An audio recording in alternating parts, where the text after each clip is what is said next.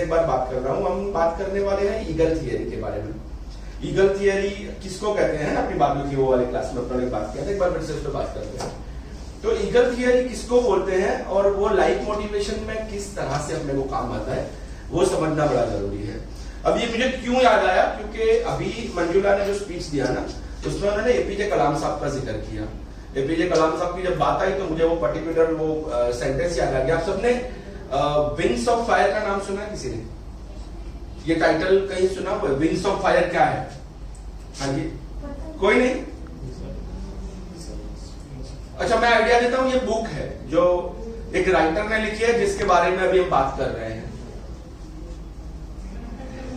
APJ कलाम साहब की लिखी हुई ये बुक है जिसका नाम है विंग्स ऑफ फायर। हिंदी में उस बुक को कहा गया है अगनपंख। अगनपंख नाम से बुक है ना? तो वो हिंदी में भी है। अब विंग्स ऑफ फायर के कुछ 17 या 18 पेज में एक लाइन बड़े बोल्ड फॉन्ट के साथ में लिखी गई है। वो लाइन क्या है? Birds find shelter during the rain but eagle avoids the rain by flying above the clouds. जो आम परिंदे होते हैं, जो चिड़िया कौवे होते हैं, वो जब बारिश आती है ना तो बारिश से बचने के लिए छुप जाते हैं, किसी छत के नीचे चले गए, कोई पेड़ के नीचे चले गए।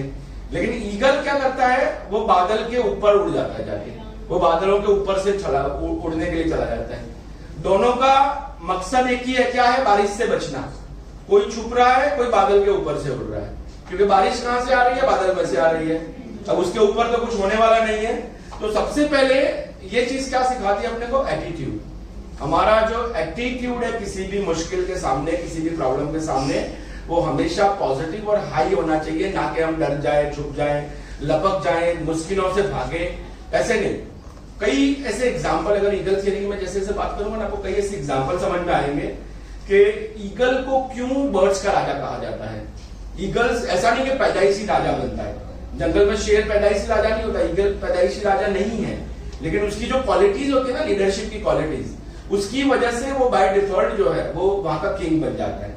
अब ईगल की क्वालिटीज क्या है, इस पर अपनी थोड़ी बात करते हैं। उसके पहले मैं आपको एक सेंटेंस जो बोला ना कि कई बार मुश्किलों में से आप अपॉर्चुनिटी कैसे ढूंढ सकते हो, प्रॉब्लम में से आप कैसे ये बोलते ना कर सकते हैं। जैसे मैं अभी आपको प्रेजेंटेशन स्किल का एग्जांपल दे रहा था। मान लीजिए कि मैं कोई प्रेजेंटेशन दे रहा हूं या आप में से कोई प्रेजेंटेशन दे रहा है और क्वेश्चन आंसर सेशन चल रहा है। आप में से ऑडियंस ने किसी ने ऐसा क्वेश्चन पूछा जिसका आंसर आपको नहीं आता, आपको पता ही नहीं है क्या आंसर है। अब दो सिचुएशन है। नॉर्मल सिचुएशन में आप क्या करोगे? एकदम डिप्रेस हो जाओगे, एकदम कंफ्यूज हो जाओगे, अरे यार इतने लोगों के बीच में बेइज्जती हो जाएगी, मैं तो लेक्चर दे रहा हूं, मैं ज्ञानी हूं, ये हूं, और ये पूछ लिया, मेरे को इतना नहीं आता। तो पहली सिचुएशन ये होगी कि आप थोड़े टेंशन में आ जाओगे, अपने आप को छोटा समझने लगोगे। अब ये क्या होगी? आपके लिए चैलेंज हो गया। अब ये चैलेंज में अपॉर्चुनिटी कैसे ढूंढना? तो मैं क्या करूंगा कि आप 25-30 लोग बैठे हो, फॉर एग्जाम्पल मुझे किसी ने पूछ लिया कि सर एक बात बताइए, अल्बर्ट आइंस्टाइन का वो वाला XYZ थियरी क्या था? अब मुझे नहीं पता, तो मेरा आंसर क्या होना चाहिए मुश्किल में से अपॉर्चुनिटी ढूंढने का? मैं पहले क्या कहूंगा? अरे यार वेरी गुड क्वेश्चन, आपने तो बहुत जबरदस्त सवाल पूछा और इसका जवाब तो मैं डेफिनेटली दूंगा, लेकिन मैं कम से कम आपको तो टेस्ट करता हूं कि आपको कितना आता है, मुझे वो देखना है। चलिए बताइए, यहां से शुरू करते हैं, आप बताओ क्या थियरी था। अब जब 20 लोग 15 लोग आंसर देंगे ना, तो 1-2 का तो सही आंसर आ जाएगा, और सही आंसर नहीं होगा ना तो 15 का थोड़ा थोड़ा वर्जन लेके वहां तक मुझे टाइम मिल जाएगा कि मैं अपना आंसर तैयार कर देता हूं, है ना। अब उसमें 2 फायदे क्या हुए? पहले तो मैंने अपने आप को एक्सपोज होने से बचा लिया कि मुझे नहीं आता, वो चीज से बचा लिया। दूसरा आंसर क्या हुआ कि मेरे जो सेशन चल रहा है उसमें एक जबरदस्त इंटरेक्शन हो गया। कोई भी सेशन में अगर इंटरेक्शन नहीं है ना तो आप बोर हो जाते हैं, ऑडियंस बोर हो जाता है। ये रूल है ह्यूमन साइकोलॉजी का कि अगर आप 12 या 13 मिनट तक वन साइड बोल करते हो, सामने वाले को मौका नहीं देते, तो कितना भी इंटरेस्टिंग टॉपिक है, धीरे धीरे उसका जो अटेंशन है आपकी तरफ से वो हटने लगता है, वो थोड़ा थोड़ा हटने लगता है। तो क्या ईगल थियरी की कुछ बात करते हैं। लंबा टॉपिक है, कम से कम आधा पौना घंटा निकला है सर, लेकिन 5-7 मिनट में मैं कोशिश करता हूँ आपको समझाने की। ईगल जिसको गुजराती में શું કહેવાય છે? ગરુડ। Very good. हिंदी में क्या बोलते हैं? बाज जो है वो गुजराती वर्ड नहीं है, बाज जो है वो हिंदी और पंजाबी वर्ड है। गिद्ध क्या ना गिद्ध ना गीधा कोई अलग चीज है। अच्छा चील बोलते हैं, चलिए रखता हूँ, आपका एक्सेप्ट करता हूँ, I am not very sure about that. But Punjabi में और हिंदी में उसको बाज बोलते हैं, उर्दू में उसको शाहीन बोलते हैं, शाहीन, और इंग्लिश में ईगल बोलते हैं। मैंने गुजराती में वर्ड गरुड़ सुना है, बट अगर आप लोग बता रहे वो नहीं है तो शायद हो सकता है, वो कंफर्म करना पड़ेगा। गरुड़ क्या है? हाँ गरुड़ क्या है, राइट। तो गरुड़ पे जब कैरेक्टर क्या आ रहा है किसी हिंदी फिल्म का? गरुड़ा। KGF 1 का जो विलन होता है उसका नाम गरुड़ा होता है। KGF 2 कब रिलीज हो रहा है वैसे? 17 जुलाई। See, this is called interaction। आप जब कोई बोरिंग टॉपिक चल रहा है ना, तो मैंने बोला कितना भी इंटरेस्टिंग है, आपको मौका ढूंढना पड़ेगा कि आप किस तरह से इंटरेक्शन क्रिएट करते हो। और इंटरेक्शन क्रिएट करने के लिए जरूरी है कि कोई इंटरेस्टिंग सब्जेक्ट हो। आप इंटरेक्शन क्रिएट करने के लिए ये नहीं पूछ सकते कि भाई क्या बोलते हैं, किसी अफ्रीकन कंट्री का नाम ले लिया कि अरे एक बात बताओ, युगांडा में जमीन का क्या रेट चल रहा है। तो कोई कॉन्टेक्स्ट रहेगा नहीं और किसी को समझ में नहीं आएगा। तो खैर चलिए बैक टू द टॉपिक। जो बात कर रहे थे, ईगल जो है वो जब पैदा होता है ना, मान लो कि आज ईगल का बच्चा पैदा हुआ, तो उसकी माँ जो है वो उसको अपने पैर में दबाकर, कहा जाता है कि 10 से 12 फीट जो है, सॉरी 10 से 12 किलोमीटर ऊपर उड़ती है। 10 से 12 किलोमीटर पहले दिन आज बच्चा पैदा हुआ है। नॉर्मली जो इंटरनेशनल फ्लाइट्स होते हैं ना, वो उस हाइट पे उड़ते होते हैं। वहां से उस बच्चे को फेंक देती है सीधी। अब पहला दिन है, अभी आंखें भी नहीं खुली, वो नीचे आ रहा है, अरे 5 किलोमीटर, 4 किलोमीटर, 3 किलोमीटर, 500 मीटर तक होता है, वहां तक तो उसको पता नहीं कि मेरा क्या होने वाला है। तभी सडनली उसकी माँ का एक पंख आता है, उसको कैच कर लेता है, फिर 12 किलोमीटर ऊपर फिर फेंक देने का। कहा जाता है कि दिन में 10 से 12 बार ये एक्सरसाइज 5-6 दिन चलती है। और ये एक्सरसाइज पहला ट्रेनिंग पोर्शन तब खत्म होता है जब गिरते हुए वो बच्चा खुद अपनी पंख खोल के वो खुद उड़ने लगता है। ये उसका ट्रेनिंग का सबसे पहला रूल होता है कि वो बच्चे को ये हार्ड ट्रेनिंग, ऐसा कहा जाता है कि जो एक मिलिट्री में ब्लैक कमांडो का ट्रेनिंग होता है ना, उससे हार्ड उसका ट्रेनिंग होता है। तो ये उसका फेज 1 है। फेज 2 में क्या होता है, जो उसकी माँ है ना, वो अपने सारे जो क्या बोलते हैं, घोंसला बोलते हैं ना, आशियाना, मानो गुजराती में लेने के, उसमें से जो सॉफ्ट तिनके होते हैं ना, वो सारे निकाल के फेंक देती है। वो सारे सॉफ्ट तिनके निकाल के फेंक देने का और इसको अंदर रखने का, कांटे डाल देने के, ताकि जब भी इसको मन करे ना कि मुझे आराम करना है, ये तुरंत कांटा उसको लगेगा और ये बाहर फिर से उड़ जाएगा। मतलब इसको बोलते हैं कंफर्ट जोन में कभी भी उस बच्चे को रहने नहीं मिलता, वो कभी भी कंफर्ट जोन में नहीं रहता।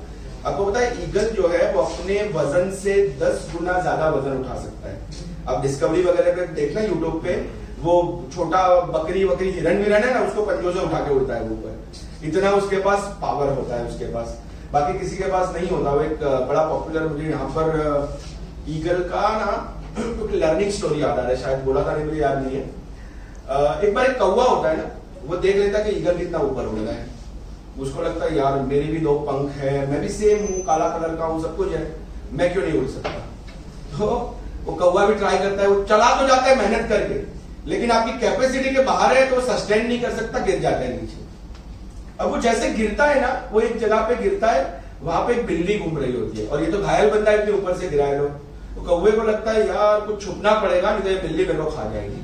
तो वो छुपने के लिए जगह ढूंढता है, तो उसको एक बड़ी भैंस दिख जाती है, तो उस भैंस के पीछे वो घसीटता अपने आप को जाकर वहां पे छुप जाता है। अब जैसे वो छुपता है भैंस के पीछे, वो बिल्ली तो नहीं देख रही इसको, लेकिन तभी वो भैंस उसके ऊपर गोबर कर देती है, और जैसे गोबर गिरता है ना, वो जोर से चिल्लाता है, अरे क्या हो रहा है, क्या हो रहा है, मतलब उसकी लैंग्वेज में। उसकी आवाज सुन के बिल्ली आ जाती है, उसको खा जाती है। तो this is the end of the story. 3 moral है, चलो ये बताइए एक एक करके। इसके अंदर 3 मॉरल है अलग अलग ये स्टोरी के अंदर। जी मैम।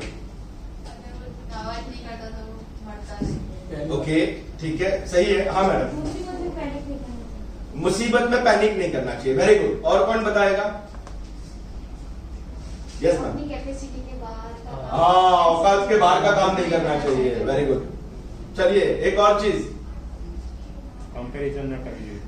हाँ, कंपैरिजन कभी नहीं करनी चाहिए, बिल्कुल सही बोले। चलिए मैं क्विक थोड़ा उसको समराइज कर देता हूँ, आपके सारे आंसर सही है, थोड़ा समराइज कर देता हूँ। नंबर 1 जो आप सबने बोला, कभी भी खुद की एक्चुअल कैपेसिटी के सामने ही अपने आप को मेंटेन करना चाहिए।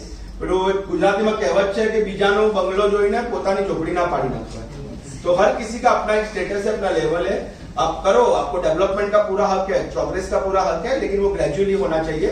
जिंदगी में कभी कोई शॉर्टकट काम नहीं करता। तो ये पहला है। दूसरा चीज, वो भैंस के पीछे छुपा, क्यों? उसको लगा भैंस बहुत बड़ी है।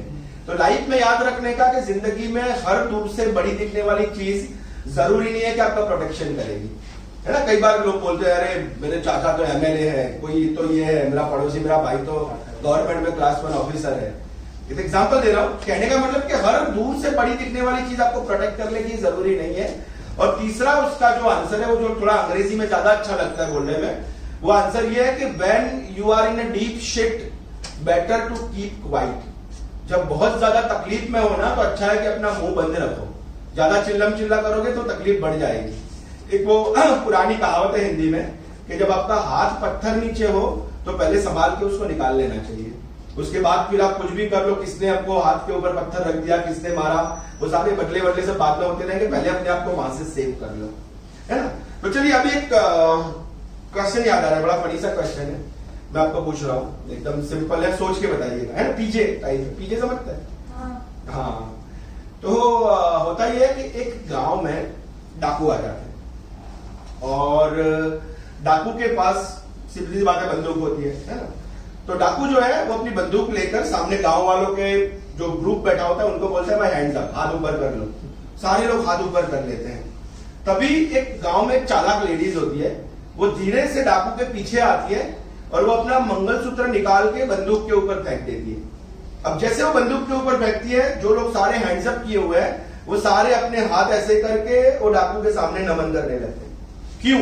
सोच के बताइए।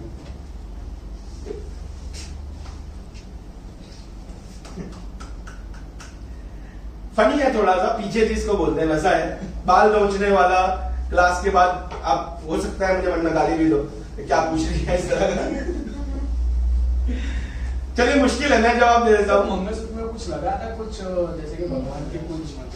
मंगलसूत्र में कुछ नहीं लगा। मंगलसूत्र किस इससे होता है वो सोचने वाला है। मंगलसूत्र को क्या उपयोग में आता है वो सोचोगे तो शायद आंसर मिल जाए। जी बोलिए। नहीं, कोई फोटो नहीं होता, मंगलसूत्र सिंपल होता है।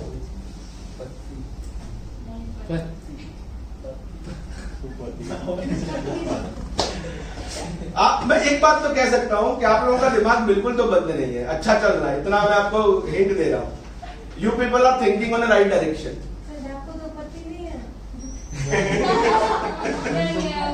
चलिए मैं आंसर देता हूं, आपको लगेगा कि नहीं आप लोग सही सोच रहे हो, लेकिन 100% नहीं आएगा। डाकू के हाथ में क्या होता है? बंदूक होती है। उसको क्या बोलते हैं अंग्रेजी में? गन। गन के ऊपर मंगलसूत्र गिरता है तो वो गणपति बन जाती है। गणपति के सामने सारे लोग प्रणाम करते हैं। इसको बोलते हैं घटिया लॉजिक। और चालू रख, थोड़ा 5 मिनट चालू रख। हाथ दुख रहा है क्या? ये तो पॉज ले ले, सेकंड वीडियो बना ले थोड़ा। नहीं चलेगा। ओके, क्या देख के लगा होगा कि वो गणपति है? भाई पीछे है ना, जो पीछे होता है ना वो गोविंदा के मूवी जैसे होता है, उसमें लॉजिक नहीं लगाने का, उसके अंदर सिर्फ हंसने का, मजे करने का। चलिए, तो ईगल वाला जो प्रिंसिपल था उसमें कहानी खत्म कर लेते हैं, फिर आप वीडियो उसको बंद कर सकते हो। ईगल का कहानी जैसे मैंने बताया, सेकंड स्टेप में वो कंफर्ट जोन से बाहर निकलता है। थर्ड स्टेप ईगल का जैसे मैं बता रहा था, आपको एक एग्जांपल भी दिया कि भाई जब चैलेंज में अपॉर्चुनिटी कैसे ढूंढते हैं, है ना। मैंने आपको क्वेश्चन आंसर वाला एग्जांपल दिया। तो जब आंधी आती है ना, आपने देखा होगा कि वो क्या बोलते हैं इसको, बवंडर ऐसे बोलता है ना, अलग अलग वर्ड है, ट्विस्टर बोलते हैं अंग्रेजी में इसको। तो जब आंधी आती है तो सीधी सी बात है कि बाकी के बर्ड उससे दूर दूर चले जाते हैं। क्यों? कि भाई अगर इसमें फंस गए तो खत्म हम हो जाएंगे। ईगल के लिए ये एक बहुत बड़ा मौका होता है। वो क्या करता है, बड़े आराम से अपने आप को बवंडर के बीच में लेके जाता है और फिर ऐसे पंख सिप कर देता है। उसका ये बिलीफ होता है कि नॉर्मली अगर मुझे आकाश में ऊपर उड़ना है तो मुझे एफर्ट लगाने पड़ते हैं, मुझे ताकत लगानी पड़ती है, अपने पंख को ऐसे ऐसे करना पड़ता है। बवंडर मेरे लिए अपॉर्चुनिटी है कि मुझे कुछ करना नहीं है, जाके रिलैक्स होकर बीच में चले जाना है, हवा खुद मुझे ऊपर लेके जाएगी। So this is how he think on a positive way. इसको बार बार अपने बोलते हैं कि हर सिचुएशन को आप पॉजिटिव वे में किस तरह, अच्छा बड़ा अच्छा एक एग्जाम्पल कल किसी ने मेरे को बताया था कि एक बार, इनफैक्ट कहीं पढ़ा था मैंने कि एक बार एक राजा होता है, उसके दरबार में एक बंदा आता है और वो बोलता है कि मैं बोलता है ना कि क्या बोलते हैं उसको, जो भविष्य बताता है उसको क्या बोलते हैं, ज्योतिष। हाँ ज्योतिष, कि भाई मैं ज्योतिष हूँ, मैं आपको थोड़ी देर के लिए आपका हाथ पकड़ के सारा जो भविष्य है बता सकता हूँ। तो बोले ठीक है, राजा बोलता है अपना हाथ पकड़, तो हाथ पकड़ के फिर बोलता है राजा जी एक बुरा न्यूज है। तो क्या बुरा न्यूज है? बोले आपकी लाइफ जो है, अच्छा नहीं, उसको राजा बोलता है मेरा सपने आया था, मुझे सपना आया था कि मेरा एक एक दांत गिर रहा है, मेरे ख्वाब में मुझे ऐसा आएगा कि मेरा एक एक दांत गिर रहा है। तो उसका क्या मतलब होता है? तो बोलता है कि सर इसका मतलब ये है कि आप अपनी जिंदगी में आपके नजरों के सामने आपके सारे रिश्तेदार मर जाएंगे, आपके सारे रिश्तेदारों की मौत आप अपनी नजरों के सामने देखोगे। राजा गुस्से होता है, बोले क्या है कमीना, मेरे रिश्तेदारों को मारने की बात कर रहा है, चलो उसको भगा दो, उसको भगा देते हैं, नया दूसरा लेके आते हैं, उसको वो सेम सिचुएशन सुनाता है, वो थोड़ा सोचता है, फिर बोलता है अरे राजा जी बड़ा अच्छा न्यूज है मेरे पास। तो क्या न्यूज है? सर क्या सेहत आपने पाई है, आप तो कितना एक्सरसाइज करते हो, कितने तंदुरुस्त हो, आपकी इतनी लंबी उम्र है कि आपके पूरे खानदान में सबसे ज्यादा आप ही जीने वाले हो। राजा खुश हो जाता है, इनाम देता है, ये देता है, वो देता है, बस एक्जैक्टली ये कम्युनिकेशन स्किल का एक्चुअली ये एग्जांपल था। लेकिन यहां पर मैंने आपको बताया आप किस तरह से सिचुएशन को एनालाइज करते हो ना, वो डिपेंड करता है कि आप खुश होने वाले हो या नाराज होने वाले हो। तो खैर ईगल की कहानी वैसे काफी लंबी है, अगर मैं उसको चलाऊंगा तो पूरा क्लास निकल जाएगा और ऑलरेडी जय के हाथ दुख रहे हैं। तो ईगल के लिए लास्ट पॉइंट इतना बोल दूंगा कि हमेशा ईगल एटीट्यूड रखिए। ईगल थियरी में क्लास में और आगे बोलूंगा, जब बीच में का स्पीच अपने सुन लेंगे उसके बाद में बहुत सारे इसके पॉइंट्स है कि वो आगे की जिंदगी कैसे जीता है। ईगल 70 ईयर्स, इसका एवरेज उम्र जो होती है ना वो 70 साल की होती है, और 70 साल की उम्र में जब वो 30-35 साल का होता है तो उसकी बॉडी कमजोर होने लगती है, उसकी जो पंख है ना वो हैवी होने लगते हैं, उसके जो पंजे हैं जो अपना शिकार को पकड़ते हैं वो लूज ढीले होने लगते हैं, उसकी चोंच लूज होने लगती है जिससे वो खाता है पूरा।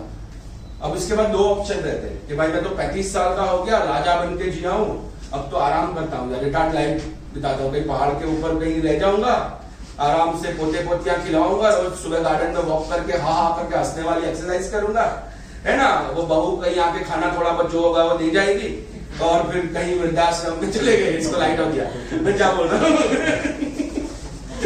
तो एक तो ये ऑप्शन होता है। दूसरा ऑप्शन ये है कि नहीं भाई राजा हूं, राजा बन के रहूंगा, चाहे कुछ भी हो जाए, मरूंगा तब भी राजा की तरह जीऊंगा।